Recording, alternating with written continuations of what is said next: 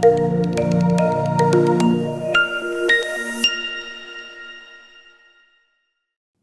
To Gurukulam IAS. TNUSRB உடைய எஸ்ஐயோடைய free டெஸ்ட்டுக்கான இது 5th test. இது சரிங்களா? இந்த 5வது டெஸ்ட்டுக்கான டிஸ்கஷன் வீடியோ பார்ட் 2 தான் நம்ம இந்த வீடியோவில் பார்க்க போகிறோம். ஓகேங்களா? பார்ட் 1ங்கிறது கொஸ்டின் நம்பர் 1லேருந்து 25 வரைக்கும் ஆல்ரெடி ஒரு வீடியோ போட்டாச்சு, பார்க்காதவங்க பாருங்கள். இந்த வீடியோவில் வந்து பார்த்தீங்கன்னா கொஸ்டின் நம்பர் 26லேருந்து 50 வரைக்கும் உள்ள அந்த கொஸ்டின்ஸ்க்கான கீஸ் அண்ட் டிஸ்கஷன் தான் ஃபுல்லாக அந்த வீடியோவில் பார்க்க போகிறோம். ஓகே, இதில் இது ஃபஸ்ட்டு கொஸ்டின் வந்து பாருங்கள். இந்தியாவில் முதல் வங்கி அப்படின்னு சொல்லி கேட்டிருக்காங்க. சிம்பிள் கொஸ்டின் தான் சரிங்களா? இந்தியாவில் தொடங்கப்பட்ட முதல் வங்கி அப்படிங்கிறது வந்து பார்த்தீங்கன்னா ஹிந்துஸ்தான் பேங்க் தான் சரிங்களா? இதில் ஆன்சர் வந்து ஹிந்துஸ்தான் பேங்க் தான். ஏன்னா இது 1770 உருவாக்கப்பட்டது. அலெக்சாண்டர் அண்ட் கம்பெனி அப்படிங்கிற ஒரு அலெக்சாண்டர்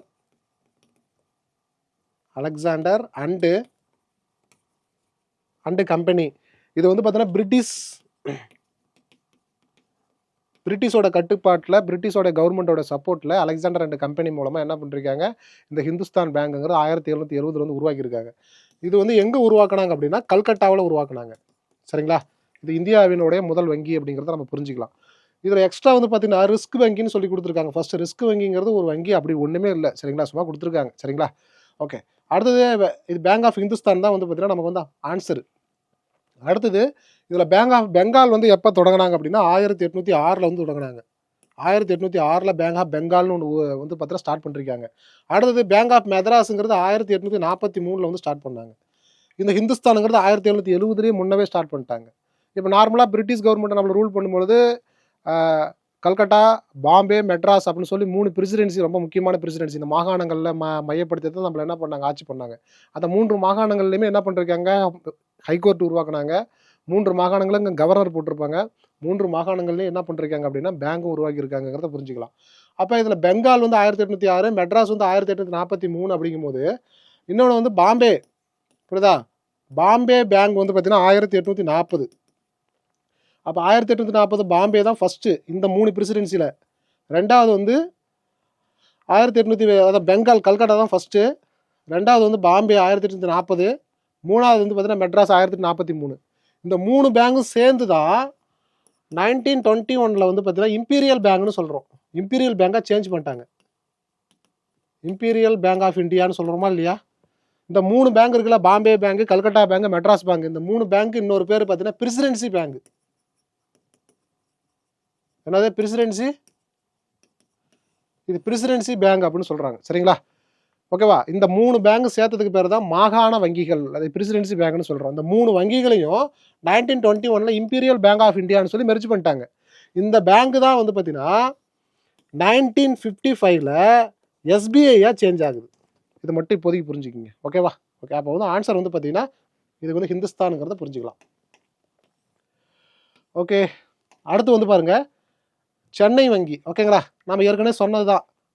சென்னைங்கிறது என்னது 1843 தொடங்கினாங்களா? ஓகே, அடுத்தது பாம்பேங்கிறது 1843 தொடங்கினாங்க. பெங்கால் பேங்க் அப்படிங்கிறது வங்காள வங்கிங்கிறது 1809 வந்து தொடங்கினாங்க சரிங்களா? ஹிந்துஸ்தான் பேங்குங்கிறது 1870 தொடங்கினாங்க சரிங்களா? இது 3 ரொம்ப முக்கியமானது. நான் ஏற்கனவே சொன்ன மாதிரி சென்னை, கல்கட்டா, பாம்பே இந்த 3 பேங்கும் சேர்ந்ததுக்கு பேர் தான் பிரசிடென்சி பேங்க் அப்படின்னு சொல்கிறோம். இந்த பிரசிடென்சி பேங்க் தான் 1921 வந்து பார்த்தீங்கன்னா இம்பீரியல் பேங்காக மாற்றுறாங்க. இதுதான் 1955 வந்து பார்த்தீங்கன்னா எஸ்பிஐயாக சேஞ்ச் ஆகுதுன்னு புரிஞ்சுக்கிங்க. இது ஓகேவா? ஏற்கனவே சொன்னதான் திரும்ப நான் ரீகால் போட்டேன் அந்த இடத்துல. ஓகேவா? ஏன்னா அந்த கொஸ்டினுடைய பாயிண்ட்ஸ் எல்லாம் ஒரே மாதிரியே இருக்குது. ஓகே, அடுத்து வந்து பாருங்கள், இந்தியாவில் உள்ள வங்கிகள் ஆரம்ப காலத்தில் யாரால் கட்டுப்படுத்தப்பட்டது அப்படின்னு சொல்லியிருக்காங்க சரிங்களா? இதுவும் அதே கொஸ்டின் தான். ஓகேங்களா? அதாவது பார்த்தீங்கன்னா பிரசிடென்சி பேங்கால் தான் கட்டுப்படுத்தப்பட்டது. என்னது? ஆரம்ப காலத்தில் வந்து இந்தியாவில் உள்ள எல்லா வங்கிகளையும் எந்த வங்கியோட கட்டுப்பாட்டில் இருந்தது? பிரசிடென்சி வங்கியால் தான் கட்டுப்பட்டப்படுது. அதாவது இந்த பிரசிடென்சி பேங்க் அப்படின்னா பாம்பே பேங்கு, அப்புறம் வந்து மெட்ராஸ் பேங்கு, அப்புறம் கல்கட்டா பேங்கு. கல்கட்டா பேங்கு 1806 நமக்கு தெரியும். பாம்பே பேங்க் 1840 தெரியும். இது 1843 தெரியும். இந்த 3 பேங்கு சேர்ந்து தான் வந்து என்ன பண்ணப்பட்டது? இது பிரசிடென்சி பேங்க்னு சொல்கிறோம். இதுதான் வந்து பாம்பேயில் உள்ள எல்லா வங்கியும் பாம்பே பேங்க் வந்து கட்டுப்படுத்தும். மெட்ராஸில் உள்ள வங்கிகளை, மெட்ராஸ் பிரசிடென்சியில் உள்ளதெல்லாம் இது கட்டுப்படுத்தும். இந்த கல்கட்டாவில் உள்ளதான் இது கட்டுப்படுத்தும். இப்படி தான் வந்து கட்டுப்படுத்திக்கிட்டு இருந்தாங்க. அப்புறம் தான் என்ன பண்ணாங்க அப்படின்னா 1921 வந்து பார்த்தீங்கன்னா என்னது இந்த ஹில்டன் யங் கமிட்டியோட ரெக்கமெண்டேஷன் அடிப்படையில் 1934 RBI act, 1935 government of India act, இது அடிப்படையில் 1935 வந்து ஆர்பிஐ பேங்க் உருவாக்குறாங்க கல்கட்டாவில். 1937 கல்கட்டாவிலிருந்து பாம்பேவுக்கு வந்து அந்த ஹெட் குவார்ட்டர்ஸை மாற்றுறாங்க. 1949 இந்த பேங்கை வந்து நேஷனலைஸ்டு பண்ணுறாங்கிறத மட்டும் புரிஞ்சுக்கலாம். ஓகேவா? ஓகே ஓகே அடுத்தது வந்து பாருங்க, இந்திய ரிசர்வ் வங்கியின் முதல் ஆளுநர் யார்? சரிங்களா, இந்திய ரிசர்வ் வங்கியின் முதல் ஆளுநர் யார் அப்படின்னா ஓஸ்பர்ன் ஸ்மித் அப்படிங்கிறது தான். ஆர்பிஐன்னு சொல்கிறோமா இல்லையா, ஆர்பிஐ பேங்கோடைய முதல் கவர்னர் யார் அப்படின்னா, ஏன்னா ஆர்பிஐ பேங்க் தான் என்ன பண்ணுது, இப்போ வந்து எல்லா வங்கியும் என்ன பண்ணுது, இது கட்டுப்படுத்திக்கிட்டு இருக்குது. பேங்கர்ஸ் ஆஃப் பேங்கர்ஸ், வங்கிகளின் வங்கி அப்படின்னு சொல்கிறோமா இல்லையா. அப்போ அந்த அடிப்படையில் ஓஸ்பர்ன் ஸ்மித் அப்படிங்கிறத என்ன பண்ணிருக்காங்க, 1935 to 1937 இந்த 2 வருஷம் வந்து பார்த்தீங்கன்னா இதனுடைய முதல் கவர்னராக, ஆளுநராக, சரியா, ரிசர்வ் வங்கியோடைய முதல் ஆளுநராக இருந்திருக்காரு. இவர் எந்த நாட்டை சார்ந்தவர்னா ஆஸ்திரேலியா நாட்டை சார்ந்தவர். என்னது, ஆஸ்திரேலியா நாட்டை சார்ந்தவர் தான் ஓஸ்பர்ன் ஸ்மித் அப்படிங்கிறத புரிஞ்சுக்கலாம். இது ஒன்று. ஓகேவா? அப்போ இந்தியாவின் முதல் அந்த ரிசர்வ் வங்கியோட கவர்னர், அதாவது பார்த்தீங்கன்னா முதல் இந்திய கவர்னர் இன் ஆர்பிஐ அப்படின்னு கேட்டாங்க அப்படின்னா சிடி தேஷ்முக். சிடி தேஷ்முக் தான் இந்தியாவின் முதல் கவர்னர் இன் ஆர்பிஐ அப்படின்னு சொல்லி புரிஞ்சுக்கலாம். சரிங்களா, இது ரொம்ப முக்கியமானது. முதல் ஆர்பிஐ கவர்னர் வேற, முதல் இந்திய ஆர்பிஐ கவர்னர் வேறங்கிறது, இது 2 விதமான கொஸ்டின்ஸ் இருக்குங்கிறத நம்ம இது மூலமா தெரிஞ்சுக்கலாம். ஓகேங்களா?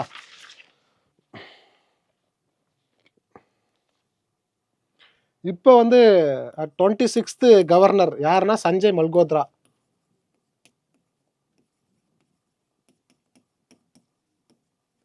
சஞ்சய் மல்கோத்ரா தான் வந்து பார்த்தீங்கன்னா 26வது ஆர்பிஐ கவர்னராக இருக்காருங்கிறத நம்ம புரிஞ்சுக்கலாம். ஓகேங்களா? ஓகே நெக்ஸ்ட்டு, இந்திய ரிசர்வ் வங்கி செயல்பாட்டிற்கு வந்த ஆண்டு அப்படின்னு கேட்கும்பொழுது 1935 ஏப்ரல் 1 தான். நமக்கு நல்லாவே தெரியும், ஏற்கனவே சொன்னதும் 1921 ஹில்டன் யங் கமிட்டி.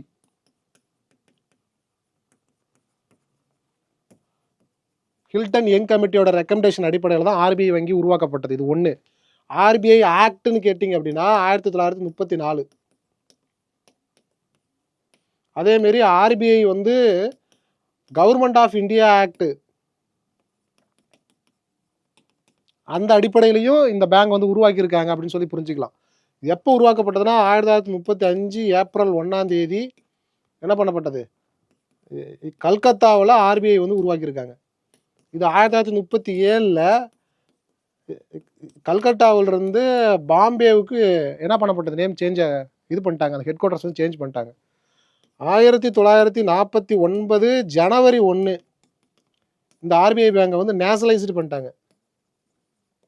நேஷனலைஸ்டுனா தேசியமயமாக்கப்பட்டது அப்படிங்கிறத புரிஞ்சுக்கலாம். சரிங்களா, 49 ஜனவரி 1. ஓகேவா? ஸோ அப்போ இதுதான் ஆர்பிஐயோடைய ஒரு ஒரு பேசிக்கான விஷயங்கிறது புரிஞ்சுக்கிங்க. ஓகேங்களா? ஓகே நெக்ஸ்ட்டு, முதல் ரிசர்வ் வங்கியின் மத்திய தலைமையகம் எங்கே அமைந்துள்ளது? நான் இதுக்கான விளக்கத்தை வந்து போன கஸ்டில் சொல்லிட்டேன். சரிங்களா? ஸோ அப்போ இந்திய ரிசர்வ் வங்கியின் மத்திய தலைமையகம் எங்கே உள்ளதுன்னு தான் இது கொஸ்டின் மார்க். சரிங்களா, நான் ஏற்கனவே சொன்ன மாதிரி 1935 கல்கட்டாவில் வந்து பார்த்தீங்கன்னா அது வந்து என்னவாக இருந்திருக்கு, ஆர்பிஐயோட ஹெட் குவார்ட்டர்ஸாக இருந்தது. ஏன்னா இந்தியாவோட ஹெட் குவார்ட்டர்ஸ் வந்து முதல்ல என்ன, அது கல்கட்டா தான். சரிங்களா, அப்புறம் தான் 1937 வந்து பார்த்தீங்கன்னா அந்த ஆர்பிஐயோட ஹெட் குவார்ட்டர்ஸை வந்து பாம்பேவை மாற்றிட்டாங்க. சரிங்களா, இப்போ நான் என்ன சொல்கிறேன்னா 1911 முன்னாடி வரைக்கும் இந்தியாவோட ஹெட் குவார்ட்டர்ஸ் வந்து கல்கட்டா, லார்டு ஹார்டிஞ்சுன்னு சொல்லுவாங்க. புரியுதுங்களா, நம்மளுடைய பிரிட்டிஷ் கவர்னர் ஜெனரல் வந்து பார்த்தீங்கன்னா இந்தியாவுடைய கவர்னர் ஜெனரல் வந்து பார்த்தீங்கன்னா லார்டு ஹார்டிஞ்சு 2ன்னு சொல்லுவாங்க. சரியா, ஹார்டிஞ்சு 2 பிரபு அவருடைய காலகட்டத்தில் வந்து பார்த்தீங்கன்னா 1911 இந்தியாவுடைய தலைநகரத்தை வந்து பார்த்தீங்கன்னா கல்கத்தாவிலிருந்து பாம்பேவுக்கு மாற்றிட்டாங்க. ஸோ கல்கத்தாவிலிருந்து எங்கே மாற்றிட்டாங்க, டெல்லிக்கு, நியூ டெல்லிக்கு மாற்றிட்டாங்க. சரி நியூ டெல்லிக்கு மாற்றிட்டாங்க அப்படிங்கிறது ஏன், என்ன காரணம் அப்படின்னா அது வந்து அடிக்கடி வந்து பார்த்தோன்னா கல்கட்டா பெங்காலில் வந்து புரட்சி அதிகமாக வெடிக்கக்கூடிய ஒரு பகுதியாக இருந்திருக்கு. ஏதாவது ஒன்றுனா வந்து இந்து முஸ்லீம்கள் ஒன்று சேர்ந்துக்கிட்டு வந்து அதனுடைய பிரிட்டிஷோடைய ஹெட் குவார்ட்டர்ஸை வந்து முற்றுகையிட்டுக்கிட்டு தொந்தரவு பண்ணிக்கிட்டு இருந்திருக்காங்க. அப்போ இது வந்து பார்த்தீங்கன்னா எப்பயுமே ஒரு த்ரெட்னிங் பிளேஸாகவே இருந்திருக்கு. ரொம்ப அச்சுறுத்தல் கூடிய ஒரு பகுதியாகவே பாம்பே, பெங்கால் இந்த ரீஜன்லாம் இருந்திருக்குது. ஓகேவா, முக்கியமாக வந்து பெங்கால் ரீஜன், கல்கட்டா ரீஜன். அப்போ அதனால் வந்து நம்மளோட தலைநகரத்தை வந்து இங்கே இருந்தால் சரிவிட்டு வராது, கொஞ்சம் நல்லா கொஞ்சம் தூரமாக வச்சுக்கும் அப்படின்னு சொல்லிட்டு எடுத்துகிட்டு போயிட்டு என்ன பண்ணிட்டாங்க, டெல்லி மாற்றிட்டாங்க. சரிங்களா, இது ரொம்ப முக்கியமான விஷயம். ஸோ அதனால் வந்து இதுக்கு வந்து ஆன்சர் வந்து பாம்பே தாங்கிறது புரிஞ்சுக்கலாம். அடுத்து வந்து 32, இந்திய ரிசர்வ் வங்கி அரசுடைமையாக்கப்பட்டது அப்படிங்கிறது நான் ஏற்கனவே சொன்னதான். ஜனவரி 1, 1949 நேஷனலைஸ்டு பண்ணாங்க. ஸோ நேஷனலைஸ்டு ஆக்கிட்டாங்கன்னா என்ன மீனிங்னா, அது வந்து கவர்மெண்ட் கட்டுப்பாட்டில் வந்துடுச்சு. மக்கள் வந்து பொது வங்கியாக அதை வந்து பயன்படுத்திக்கலாம் அப்படிங்கிறது. அது வந்து பிரைவேட் பேங்க் இல்லை அப்படிங்கிறத புரிஞ்சுக்கலாம். சரிங்களா? ஓகே. அடுத்து வந்து 33வது கொஸ்டின் வந்து பார்த்தீங்கன்னா, வங்கிகளின் வங்கி என்று அழைக்கப்பட்டது யார்? பேங்கர்ஸ் ஆஃப் பேங்கர்ஸுங்கிறது யார்? ஆர்பிஐ பேங்க் தான். சரிங்களா? ஆர்பிஐ பேங்க் தான் பேங்கர்ஸ் ஆஃப் பேங்க். இவங்க தான் வந்து பார்த்தீங்கன்னா, காயின்ஸ் அண்ட் நோட்டெல்லாம் வந்து பார்த்தீங்கன்னா இஷ்யூ பண்ணுறது எல்லா அத்தாரிட்டியும் இவங்க தான். ரூ. 1 காயின்ஸை தவிர மீதி எல்லாத்துலேயுமே ஆர்பிஐ கவர்னர் தான் சைன் போடுவாங்க. ரூ. 1 அந்த ரூபாயில் மட்டும் யார் சைன் போடுவாங்க அப்படின்னா, ஃபினான்ஸ் செக்ரட்டரி, ஃபினான்ஸ் மினிஸ்டர் இல்லை, ஃபினான்ஸ் செக்ரட்டரி. புரியுதுங்களா இல்லையா? அதாவது பார்த்தீங்கன்னா நிதி செயலாளர் என்பவர் தான் ரூ. 1 நாணயம் மற்றும் அந்த நோட்டில் வந்து சைன் போடுவார். அவங்களோட சிக்னேச்சர் இருக்கும். மீதி எல்லா நோட்டு எல்லா காயின்ஸ்லையுமே யாருடைய சிக்னேச்சர் இருக்கும், யார் அத்தாரிட்டி அப்படின்னு பார்த்தீங்கன்னா ஆர்பிஐ கவர்னர் அப்படிங்கிறத நம்ம புரிஞ்சுக்கலாம். சரிங்களா? அடுத்தது 34 வந்து பார்த்தீங்கன்னா, ரெப்போ விகிதம் என்பதன் பொருள் என்னன்னு கேட்டிருக்காங்க. சரிங்களா? அதாவது ரெப்போ விகிதம்னா என்ன மீனிங் அப்படின்னா, ரிசர்வ் வங்கி வணிக வங்கிகளுக்கு அளிக்கும் கடனுக்கான வட்டி விகிதம் அப்படின்னு சொல்லியிருக்காங்க. இது ஒரு ஷார்ட் டேர்ம். சரிங்களா? இது ஒரு short term loan, short term credit அப்படின்னு சொல்லலாம். சரிங்களா? இது ஷார்ட் டேர்ம் லோன் அப்படின்னு சொல்லி புரிஞ்சுக்கலாம். அதாவது repo rate,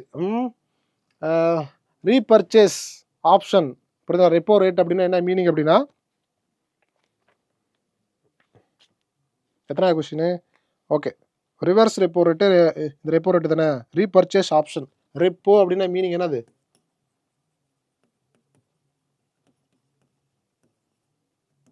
repurchase option. Repurchase option தான் ரெப்போ அப்படின்னு சொல்லி நம்ம புரிஞ்சுக்கலாம். இது ஒன்று. ஓகேவா? So repo rate. ஸோ இதில் ரெப்போ விகிதம் என்பதன் பொருள் ரிசர்வ் வங்கி வணிக வங்கிகளுக்கு அளிக்கும் கடனுக்கான வட்டி விகிதம். இப்போ ஆர்பிஐ பேங்க் தான் பேங்கர்ஸ் ஆஃப் பேங்க். அவங்க என்ன பண்ணுறாங்க அப்படின்னா, ஒவ்வொரு பேங்க் என்ன பண்ணுறாங்க, கடன் கொடுக்குறாங்க. நீங்கள் வந்து ஏதாவது ஒரு சின்ன பேங்க்லாம் இருக்குல்ல, இப்போ வந்து Canara bank, Indian bank, ICICI bank, இது மாதிரிலாம் இருக்குது. இது வந்து தேவைப்பட்டால் ஆர்பிஐயில் போய் என்ன பண்ணிக்கலாம், கடன் வாங்கிக்கலாம். அப்போ கடன் வாங்கினீங்கன்னா அதுக்கேற்ற வட்டியை வந்து அவங்கள்ட்ட கட்டுற மாதிரி இருக்கும். இது ஒரு கான்செப்ட். இப்போ என்னன்னா, இதுக்கு பேர் வந்து பார்த்தீங்கன்னா என்னது, சிறு வங்கிகள் ஆர்பிஐயிடம் போயிட்டு கடன் கேட்குது. அந்த கடனுக்கான வட்டிக்கு பேர் தான் வந்து பார்த்தீங்கன்னா ரெப்போ ரேட்டு. ரிவர்ஸ் ரெப்போ ரேட்டுங்கிறது வந்து பார்த்தீங்கன்னா, ஆர்பிஐ வந்து பார்த்தீங்கன்னா மற்ற சின்ன சின்ன பேங்க்கிட்ட கடன் வாங்குற மாதிரி ஒரு கான்செப்ட். ஏன்னா அவ்வளோ பெரிய ஆர்பிஐயே சின்ன சின்ன பேங்க்கிட்ட கடன் வாங்குதா அப்படின்னு சொல்கிறத விட, சின்ன சின்ன பேங்க்லாம் வந்து தன்னுடைய பணத்தை வந்து ஆர்பிஐயில் டெபாசிட் பண்ணி வைக்கும்.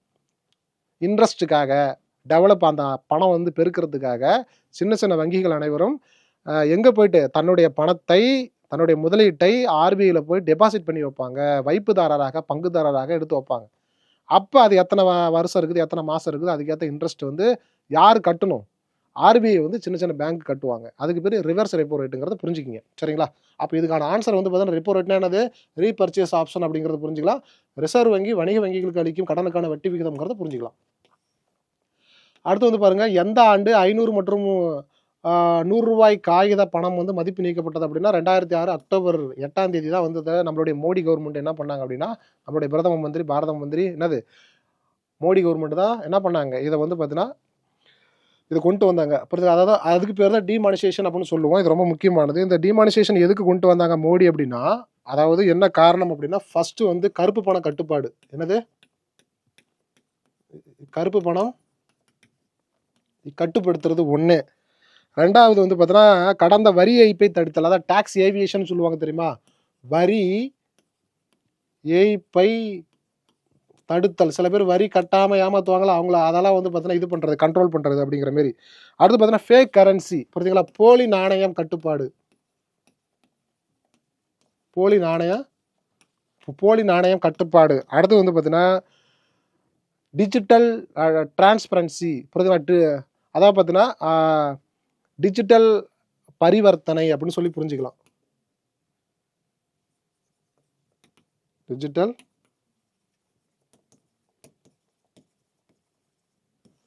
பரிவர்த்தனை அப்படிங்கிறத புரிஞ்சுக்கலாம். ஓகேங்களா?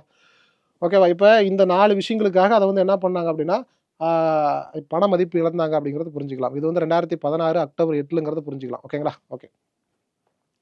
ஸோ இதில் இந்த 1000 ரூபா 500 நோட்டை வந்து அபாலிஷ் பண்ணிவிட்டு நியூ நோட்டு 500 ரூபா, அப்புறம் வந்து பார்த்தீங்கன்னா 2000 ரூபா நோட்டு வந்து கொண்டுட்டு வந்தாங்க. சரிங்களா? இதெல்லாம் என்னது, நியூ நோட்டுங்கிறத புரிஞ்சுக்கலாம். 500 ரூபா, இந்த 2000 ரூபா நோட்டுங்கிறத புரிஞ்சுக்கலாம். ஓகேங்களா? ஓகே. அடுத்தது ஸோ 36 எப்போது ஏஆர்டிசி ஆரம்பிக்கப்பட்டது அப்படின்னு சொல்லி கொடுத்துருக்காங்க. ஏஆர்டிசி எப்போ ஆரம்பிக்கப்பட்டதுன்னா இதில் நீங்கள் 2 விதமான ஆன்சர் வந்து குழம்பலாம். 1963 1975 அப்படின்னு. நல்லா கவனிச்சிங்க. ஏஆர்சின்னு ஒன்று இருக்குது, ஏஆர்டிசின்னு ஒன்று இருக்குது. எல்லாம் ஒன்று தான், சரியா? ஸோ அதாவது ஏஆர்சிங்கிறது 1963 உருவாக்குனாங்க, ஏஆர்டிசிங்கிறது 1975 உருவாக்குனாங்க. ஏஆர்சினா என்ன அப்படின்னா அக்ரிகல்ச்சர் ரீஃபைனான்ஸ்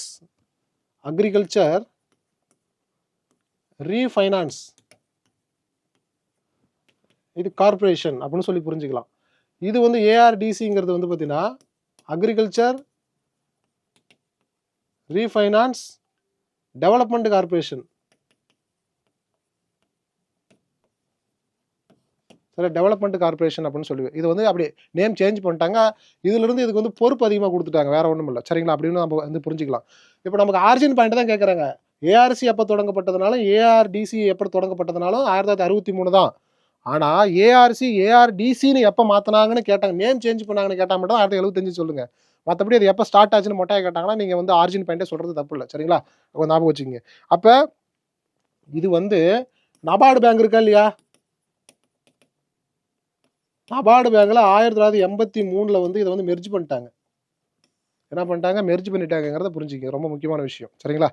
ஸோ அப்போ இது எதுக்காக வந்து இது உருவாக்கியிருக்காங்க அப்படின்னா லோன் தான். அதாவது பார்த்தீங்கன்னா medium and long term loan, அந்த கிரெடிட்டுக்காக ஃபார் அக்ரிகல்ச்சர் பர்பஸ் அப்படிங்கிறத புரிஞ்சுக்கலாம், சரிங்களா? ஸோ அப்போ இது ரொம்ப ரொம்ப முக்கியமான விஷயம், ஏஆர்டிசி. ஓகே, இந்த நபார்டு பேங்குங்கிறது வந்து பார்த்தீங்கன்னா இதோட ஹெட் குவார்ட்டர்ஸ் வந்து பாம்பேயில் இருக்குங்கிறத புரிஞ்சுக்கிங்க. அது வந்து வில்லேஜ் டெவலப்மெண்ட்டு, அக்ரிகல்ச்சர் டெவலப்மெண்ட்டுக்கு லோன் கொடுக்கக்கூடிய ஒரு அமைப்பு தான் வந்து பார்த்தீங்கன்னா நபார்டு பேங்க். இது ஆர்பிஐயும் இந்தியன் கவர்மெண்ட்டும் சேர்ந்து வந்து அந்த நபார்டு பேங்க் வந்து உருவாக்கியிருப்பாங்க அப்படிங்கிறத புரிஞ்சுக்கலாம், ஓகேங்களா? ஸோ அதுதான் இந்த கொஸ்டின் இங்கே வந்துருக்குதுங்க பாருங்க. கிராமப்புற உள்கட்டமைப்பு முன்னேற்ற நிதி டேஷின் கீழ் உருவாக்கப்பட்டது. அதாவது த rural infrastructure development fund was setup under NABARD bank தான், சரிங்களா? இந்த நபார்டு பேங்க் கட்டுப்பாட்டில் தான் கிராமப்புற, அதாவது பார்த்தீங்கன்னா வில்லேஜ் இன்ஃப்ராஸ்ட்ரக்சர் டெவலப்மெண்ட், வில்லேஜோடைய அக்ரிகல்ச்சர் டெவலப்மெண்ட், இதுக்கு வந்து ஃபோக்கஸுக்காக தனியாக ஒரு பேங்க் உருவாக்கணும் அப்படிங்கிறதுக்காக ஆர்பிஐ ப்ளஸ் இந்தியன் கவர்மெண்ட் 2 பேரும் சேர்ந்து என்ன பண்ணுறாங்க, ஒரு பேங்க் வந்து உருவாக்குறாங்க. அந்த பேங்க்கு பேர் தான் என்னது? நபார்டு பேங்க்னு சொல்கிறோம். இந்த பேங்க் வந்து பார்த்தீங்கன்னா 1982 ஏப்ரலில் வந்து ஸ்டார்ட் பண்ணுறாங்க. இதோட ஹெட் குவார்ட்டர்ஸ் வந்து பார்த்தீங்கன்னா பாம்பே, சரிங்களா? இது கொஞ்சம் ஞாபகம் வச்சுக்கோங்க. இது வந்து யார் உருவாக்குங்க அப்படின்னா ஆர்பிஐ ப்ளஸ் கவர்மெண்ட், இது 2 பேரும் சேர்ந்து தான் அதை வந்து உருவாக்குறாங்கிறத புரிஞ்சுக்கலாம், சரிங்களா? இதனுடைய எய்ம் என்ன அப்படின்னா வில்லேஜ் இன்ஃப்ராஸ்ட்ரக்சர் டெவலப்மெண்ட். ஒரு கிராமத்தில் உள்கட்டமைப்பு வசதிகளை மேம்படுத்துறது என்ன மீனிங்க? ஒரு குடிநீர் வசதி, ஒரு சாக்கடை வசதி, சரிங்களா? ஒரு ஏரியை தூர்வாடுறது, ஒரு மருத்துவ வசதி, ஒரு சுகாதார வசதி அப்படின்னு சொல்கிறோமா இல்லையா? இந்த வசதிக்கு பேர் தான் இன்ஃப்ராஸ்ட்ரக்சர் அப்படின்னு சொல்கிறோம் வில்லேஜில், சரிங்களா? அது மட்டும் இல்லாமல் அக்ரிகல்ச்சர் டெவலப்மெண்ட்டுக்கு ஒரு என்ன சொல்கிறது, ஒரு மானியம் வாங்குறதா இருக்கட்டும், விவசாயிகளுடைய உரம், அந்த பயிர் வாங்குறது ப்ளஸ் அறுக்கிறது ப்ளஸ் வந்து பார்த்தீங்கன்னா அதை பதப்படுத்துறது, எந்த விஷயமா இருந்தாலும் இதுக்கு வந்து பார்த்தீங்கன்னா லோன் கிடைக்கும், புரியுதுங்களா? இது ரொம்ப முக்கியமான விஷயம். இப்போ இதனுடைய தலைவராக இருக்க ஒரு யார்? KV Sajith,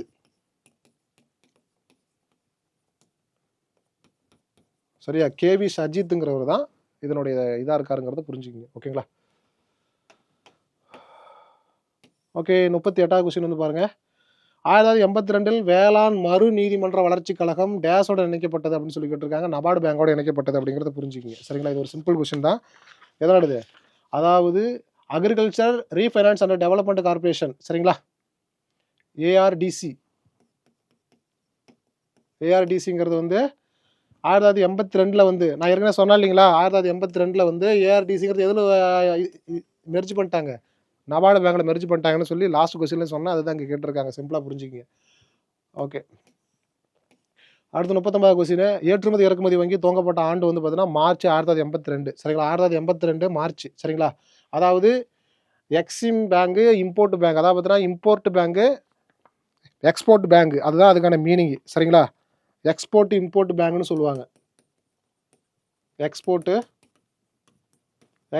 import bank, export import bank தான் வந்து பார்த்தீங்கன்னா எக்ஸிம் பேங்க் அப்படின்னு சொல்கிறோம். இது 1982 உருவாக்கப்பட்டதுங்கிறது. இது வந்து எதுக்கு அப்படின்னா இம்போர்ட் எக்ஸ்போர்ட்டை வந்து ஊக்குவிக்கிறது, அவங்களுக்கு என்ன பண்ணுறது, இம்போர்ட் எக்ஸ்போர்ட் ஏற்படும் பொழுது அவங்களுக்கு ஏதாவது ஒரு ஃபினான்ஸ் சப்போர்ட் வேணுமா இல்லையா, சப்சிடி வழங்கணுமா இல்லையா, அவங்களுக்கு வந்து நிதி சப்போர்ட்டை வழங்குறது, இதுதான் அவங்களுடைய முக்கியமான நோக்கம். இதோட ஹெட் குவார்ட்டர்ஸ் வந்து பார்த்தீங்கன்னா பாம்பே, இதோட ஹெட் குவார்ட்டர்ஸ் வந்து பாம்பே, ஓகேங்களா? இதோட ஹெட் வந்து பார்த்தீங்கன்னா டாக்டர் ஆர் சர்முகம் அப்படிங்கிறது புரிஞ்சுக்கலாம் இப்போதைக்கு, சரிங்களா? ஓகே, நெக்ஸ்ட்டு 40வது கொஸ்டின் வந்து பாருங்க, நிகழ்நிலை வங்கியகம் என்பது எவ்வாறு அழைக்கப்படுகிறதுனா இணைய வங்கி தான். சரிங்களா? உங்களுக்கு வங்கியா இணைய வங்கியான்னு சொல்லி டவுட் வரும். அதாவது பார்த்தீங்கன்னா இன்டர்நெட் பேங்கிங் தான் நிகழ்நிலை வங்கியகம் என்று அழைக்கப்படுகிறது. இணைய வங்கி, இன்டர்நெட் பேங்க் அப்படிங்கிறது புரிஞ்சுக்கலாம். சரிங்களா? சும்மா ஒரு ஒரு ஃபேக்ட் தான் இது. ஓகே. அடுத்து வந்து பாருங்க 41வது கொஸ்டின். இது வந்து வேறுபட்டதை கண்டுபிடிக்க அப்படின்னு சொல்லி சிம்பிளா கொடுத்துருக்காங்க. இன்னும் இதில் தெளிவாக சொல்லணும் அப்படின்னா, ஆழ்வார்கள் இருக்காங்களா இல்லையா? ஆழ்வார்களில் என்ன கொடுத்துருக்காங்க, எது வித்தியாசப்படுது அப்படின்னு கேட்டிருக்காங்க. எல்லாமே ஆழ்வார்கள் தான். சரிங்களா? இந்த ஆழ்வார்களில் பொய்கை ஆழ்வார், பேய் ஆழ்வார், பூதத்தாழ்வார் இவங்களாம் வந்து பார்த்தீங்கன்னா முதல் மூவர் ஆழ்வார்கள் சொல்லுவாங்க. சரிங்களா? முதல் முற்பதி மூவர்னு சொல்லுவாங்க. என்னது? முற்பதி மூவர் அப்படின்னா இவங்க 3 பேரும் தான். என்னது? பொய்கை ஆழ்வார், பேயாழ்வார், பூதத்தாழ்வார் அப்படிங்கிறது ஞாபகம் வச்சுக்கிங்க. சரிங்களா?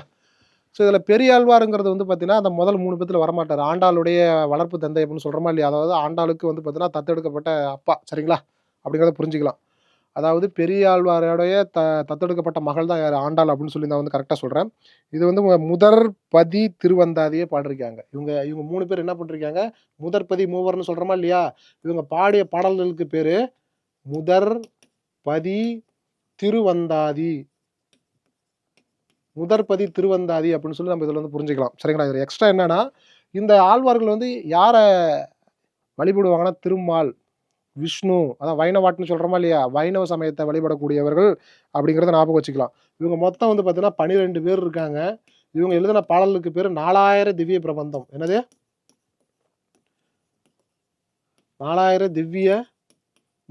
திவ்ய பிரபந்தம் தான் வந்து பார்த்தீங்கன்னா இதுக்கு வந்து. சரிங்களா? இவங்க எல்லாமே வந்து எந்த நூற்றாண்டில் வாழ்ந்தாங்கன்னா 7th to 10th செஞ்சுரியில் வந்து வாழ்ந்த புலவர்கள். இவங்க எல்லாமே வைணவ மதத்தை பரப்புறதுக்கு ரொம்ப முக்கிய முயற்சிகள் எடுத்திருக்காங்கிறது ரொம்ப முக்கியமானது. இந்த 12 பேரில் வந்து ஒரே ஒரு பெண் ஆழ்வார் தான் யாரு? ஆண்டாள். ஆண்டாளுடைய அப்பா தான் யாருன்னா பெரியாழ்வார். பெரியாழ்வார் வந்து ஒரு தோட்டத்தில் பூ பறிச்சுக்கிட்டு இருக்கும்போது அங்கே ஒரு பெண் குழந்தை கிடச்சிது. அப்போ அந்த பெண் குழந்தையை எடுத்து வந்து பார்த்தீங்கன்னா அவர் வளர்க்குறாரு. அவர் பெரியாழ்வார் வந்து பார்த்தீங்கன்னா எப்பயுமே வைணவ சமயத்தில் ரொம்ப தீவிரமாக இருந்தவர். அதனால் கோயிலில் எப்பயுமே இருப்பார். அந்த பொண்ணு வந்து சின்ன வயசுலேயே கோயிலே வளர்ந்ததால் டெய்லி சாமியை பார்த்துக்கிட்டே இருக்கிறதால அது என்ன ஆயிடுச்சு அப்படின்னா அந்த பொண்ணுடைய கனவுலேயே பகவான் வந்தார். நீங்கள் இனிமேல் வந்து உங்களுடைய தலையில் வந்து பூ சூடி அந்த பூ தான் இனிமேல் எனக்கு கொடுக்கணும் அப்படின்னு சொல்லி கடவுளே வந்து இந்த அம்மாவுடைய கனவுல சொன்ன மாதிரி ஒரு கணக்கு. அதனால தான் சூடி கொடுத்த சுடர்குடி. ஆண்டாளுக்கு இன்னொரு பேர் என்னன்னா சூடி கொடுத்த சுடர்குடி. சூடி கொடுத்த சுடர்கொடி அப்படின்னு சொல்றாங்க. சரிங்களா? அது ஞாபகம் வச்சுக்கோங்க. ஓகேவா? ஓகே. நெக்ஸ்ட், நாயன்மார்களின் பாடல்கள் அனைத்தையும் டேஸ் என்பார் தொகுத்ததாக கூறப்படுகிறது. அதுவே சைவ புனித நூல்களான திருமுறையின் அடிப்படையாக உள்ளது அப்படின்னு சொல்லி கொடுத்துருக்காங்க. சரியா? ஸோ நாயன்மார்கள் இருக்காங்கல்ல, இந்த நாயன்மார்கள் வந்து பார்த்தீங்கன்னா இந்த இந்த திருமுறை சொல்கிறோமா இல்லையா? இந்த இந்த அந்த திருமுறைக்கு பேர் வந்து பார்த்தீங்கன்னா தமிழர் வேதம்னு சொல்கிறோம். சரியா? தமிழர் வேதம்னு கூட சொல்லலாம். இந்த நாயன்மார்களுடைய பாடல்கள் அனைத்தையும் திருமுறைகளாக தொகுத்தவர் யார் அப்படின்னா நம்பியாண்டார் நம்பிங்கிறத புரிஞ்சுக்கிங்க. சரிங்களா? என்னது? நம்பியாண்டார் நம்பி. இந்த நம்பியாண்டார் நம்பி யாருடைய பீரியடில் வாழ்ந்தாங்கன்னா 11th செஞ்சுரியில் வாழ்ந்தாங்க. அதாவது ராஜராஜ சோழனுடைய பீரியடு. ராஜராஜ சோழனுடைய பீரியடில் வாழ்ந்தவர் தான் யார் அப்படின்னா நம்மளுடைய நம்பியாண்டார் நம்பி. அவர் தான் வந்து பார்த்தீங்கன்னா இந்த இந்த திருமுறைகளை வந்து தொகுத்தவர். நாயன்மார்களுடைய பாடல்களை தொகுத்தவர் யாருன்னா நம்பியாண்டார் நம்பிங்கிறத புரிஞ்சுக்கிங்க. அடுத்து வந்து 43வது கொஸ்டின் என்ன கேட்டிருக்காங்க அப்படின்னா அத்வைதம் என்னும் தத்துவத்தை போதித்தவர் யாருன்னு கேட்குறாங்க. ஆதி சங்கராச்சாரியார். அதுக்கு வந்து சரியான விடை. அத்வைதம் அப்படின்னா என்ன மீனிங் அப்படின்னா ஞானம் அடைவதன் மூலமாக நீங்கள் என்ன பண்ணலாம் அப்படின்னா ஜீவாம்சம், சரியா, ஜீவாத்மாவை அடையலாம். சரியா? நல்லா குடிச்சிங்க. ஞானம் வந்துடுச்சுன்னா எங்கே போயிடலாம்? ஜீவாத்மா உனக்கு வந்து கிடைச்சிரும் அப்படின்னு சொல்கிற கான்செப்டுக்கு பேர் தான் என்னது? அத்வைதம். இந்த அத்வைத பாலிசியை வந்து யார் கொண்டு வந்தாங்க, யார் வந்து முதல்ல கிரியேட் பண்ணாங்க அப்படின்னா ஆதி சங்கராச்சாரியார். சரிங்களா? அது ரொம்ப முக்கியமான விஷயம். அடுத்தது வந்து இந்த ராமானுஜர்லாம் இருக்காருல்ல, ராமானுஜர் வந்து பார்த்தீங்கன்னா வசிஷ்டா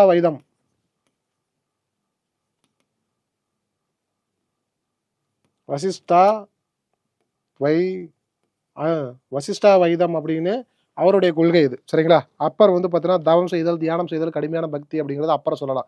அப்பருக்கு இன்னொரு பேர் திருநாவுக்கரசர்னு சொல்லலாம். சுந்தரமூர்த்தி நாயனாருங்கிறது பக்தி, இனிமை, நட்பு. சரிங்களா? இந்த அடிப்படையில் வந்து அவர் என்ன பண்ணுவார்? சிவபெருமான வழிபட்டிருப்பாரு, அவருடைய கொள்கைகள் அப்படின்னு சொல்லி புரிஞ்சுக்கலாம். இதுல வந்து நமக்கு வந்து பார்த்தீங்கன்னா, அத்வைதம் அப்படின்னா என்னது? ஆதிசங்கராச்சாரியங்கிறத புரிஞ்சுக்கங்க. அத்வைதம் என்ன மீனிங் அப்படின்னா, ஞானத்தை பெறுவதன் மூலமாக, அதை அடைவதன் மூலமாக ஜீவாத்மாவை அடையலாம், பெறலாம் அப்படிங்கிறது தான் என்னுடைய கான்செப்ட். அடுத்து 44வது கொஸ்டின். திருமுறை வந்து 12 நூல்களை கொண்டுள்ளது. என்னது? திருமுறை வந்து 12 நூல்களை கொண்டுள்ளது. அவற்றில் எத்தனை நூல்கள் நம்பியாண்டார் நம்பியால் தொகுக்கப்பட்டுள்ளதுன்னு கேட்டிருக்காங்க. இந்த 12 நூல்ல 11 நூல்கள் வந்து பார்த்தீங்கன்னா, நம்பியாண்டார் நம்பியால் தொகுக்கப்பட்டுள்ளது. அதுல கடைசியா வந்து பார்த்தீங்கன்னா, அந்த பெரிய புராணம்னு ஒண்ணு இருக்கும்ல, புரியுதா? பெரிய புராணங்கிறது சேக்கிழார். என்னது? சேக்கிழார் தான் வந்து பார்த்தீங்கன்னா, பெரிய புராணத்தை எழுதியிருப்பாரு. அவரு அந்த கண்ட்ரோல்ல வந்துருவாரு. சேக்கிழார் பெரிய புராணத்தை தவிர மீதி 11 நூல்களும் வந்து நம்பியாண்டார் நம்பி தான் தொகுத்திருக்காருங்கிறத நம்ம இது மூலமா தெரிஞ்சுக்கலாம். ஓகேங்களா? ஓகே. அடுத்தது 45வது கொஸ்டின். சிஸ்டி அமைப்பை இந்தியாவில் பிரபலமாக்கியவர் யாருன்னா மொய்சுதீன் சிஸ்டி தான். சரிங்களா? சிஸ்டி அமைப்பை இந்தியாவில் பிரபலமாக்கியவர் யாரு? மொய்சுதீன் சிஸ்டி அப்படிங்கிறத புரிஞ்சுக்கலாம்.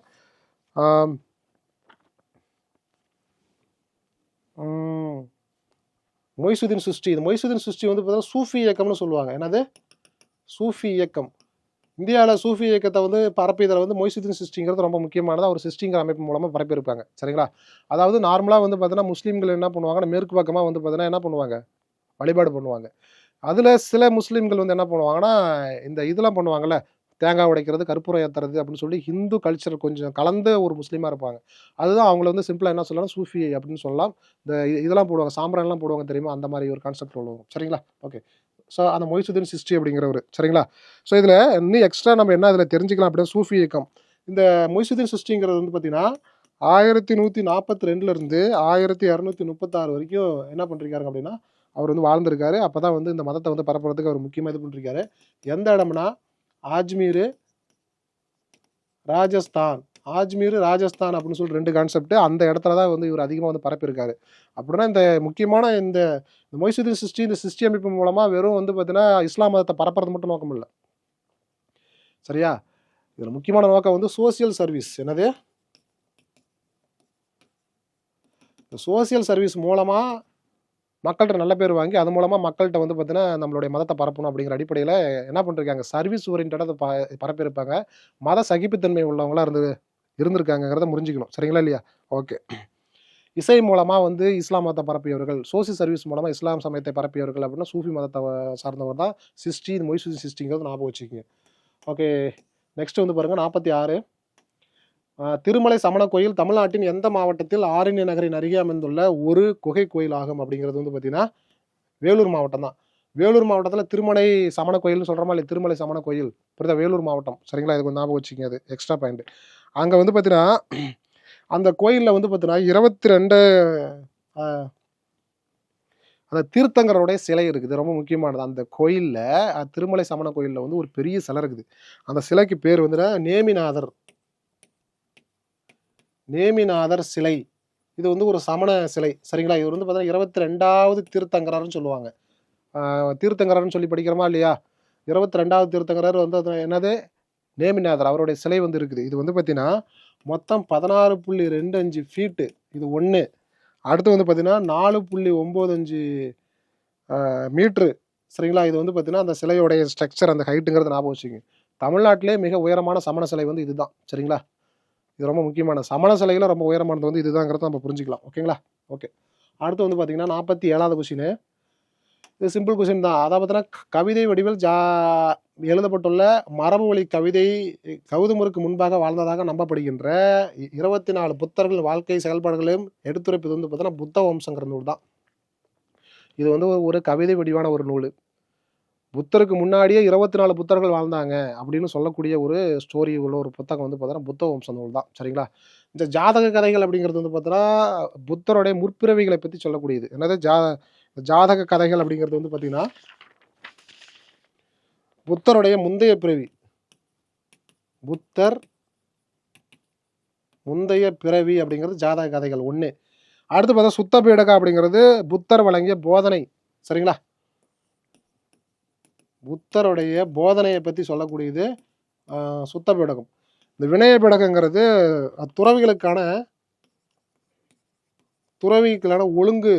ஒழுக்க முறை, ஒழுங்கு முறைகள், ஒழுங்குமுறைகள் அப்படின்னு சொல்லி நம்ம புரிஞ்சுக்கலாம் இதில். சரிங்களா? ஓகே. ஸோ அடுத்த கொஸ்டின் வந்து பார்த்தீங்கன்னா 48வது கொஸ்டின். 48ல் என்ன சொல்கிறாங்க அப்படின்னா, எந்த கோயில் தமிழ்நாட்டில் சமணம் புத்துயிர் பெற்றதை குறிக்கிறது அப்படின்னு சொல்லி கொடுத்துருக்காங்க. சமணம் வந்து எந்த கோயில் மூலமாக சமணம் வந்து தமிழ்நாட்டில் புத்துயிர் பெற்றது? நல்லா கவனிச்சிக்கணும். இதில் வந்து மாமல்லபுரங்கிறது வந்து பார்த்தீங்கன்னா, இது வந்து பல்லவா டைனஸ்டி, அது ஒரு கேவ் டெம்பிள். இது வந்து பார்த்தீங்கன்னா ஹிந்து கோயில். தஞ்சாவூருங்கிறது வந்து பார்த்தீங்கன்னா சோழா டைனஸ்டி, ராஜராஜ சோழன். இதுவும் வந்து பார்த்தீங்கன்னா ஒரு ஹிந்து டெம்பிள், சைவாட்டு. சித்தன்னவாசலில் வந்து பார்த்தீங்கன்னா கேவ் பெயிண்டிங்.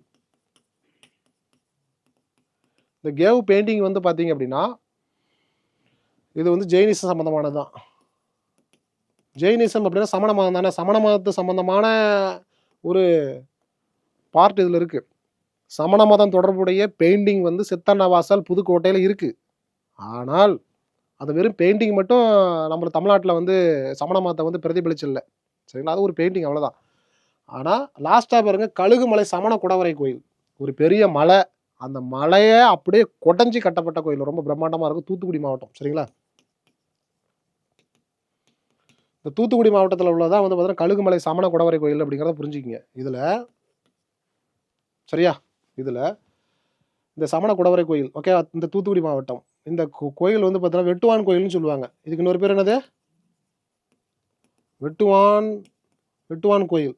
இந்த வெட்டுவான்னா யார் மீனிங்னா சிற்பின்னு அர்த்தம். புரியுதா? சிற்பியால் கட்டமைக்கப்பட்ட ஒரு கோயில் அப்படின்னு சொல்கிறதுக்காக தான் வெட்டுவான் கோயில்னு சொல்லுவோம். புரியுதுங்களா? இதை கட்டியவர் யாருன்னா பாண்டிய வம்சத்தை சார்ந்தவங்க தான் கட்டிருக்காங்க. இன்னும் சொல்லப்போனால் பாண்டிய நெடுஞ்செடையன் அப்படிங்கிறவர் தான் அதை கட்டிருக்காருங்கிறத எக்ஸ்ட்ரா பாயிண்டாக புரிஞ்சுக்கிங்க. இந்த கொஸ்டினே பின்னாடி ஒரு இடத்த வரும். சரிங்களா? ஓகே, இது பாருங்க, ஆகம சூத்திரங்கள் எந்த மொழியில் எழுதப்பட்டது அப்படின்னு சொல்லியிருக்காங்க. அர்த்த மகதி பிராகிருதம். சிம்பிளாக பிராகிருத மொழியில் தான் வந்து பார்த்தீங்கன்னா என்ன பண்ணிருக்காங்க, ஆகம சூத்திரங்கள் எழுதப்பட்டது அப்படிங்கிறாங்க.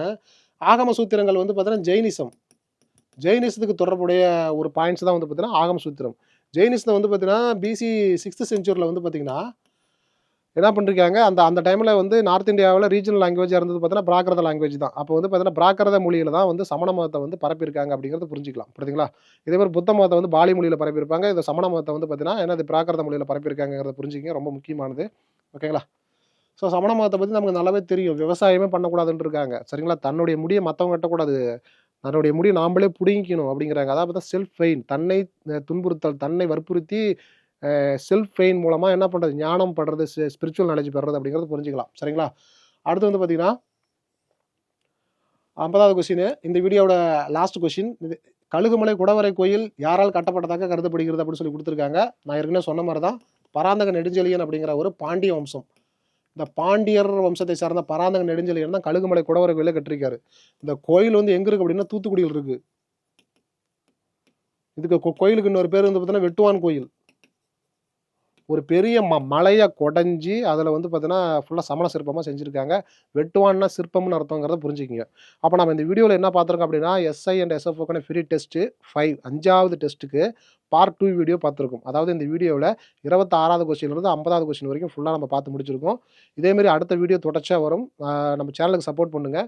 ஸோ நம்மளுடைய டெஸ்ட்டு நீங்கள் தொடர்ச்சியாக எழுதுங்க. இந்த வீடியோ நீங்கள் புதுசாக பார்க்கக்கூடிய நபராக இருந்தால் டிஸ்கிரிப்ஷனில் உள்ள டெலகிராம் சேனலில் ஜாயின் பண்ணிக்கிங்க. ஜாயின் பண்ணுறது மூலமாக உங்களுக்கு இது வரைக்கும் நடந்த எல்லா கொஸ்டின்ஸ் அந்த கீஸ் அந்த PDF எல்லாமே கிடைக்கும். வாழ்த்துக்கள்.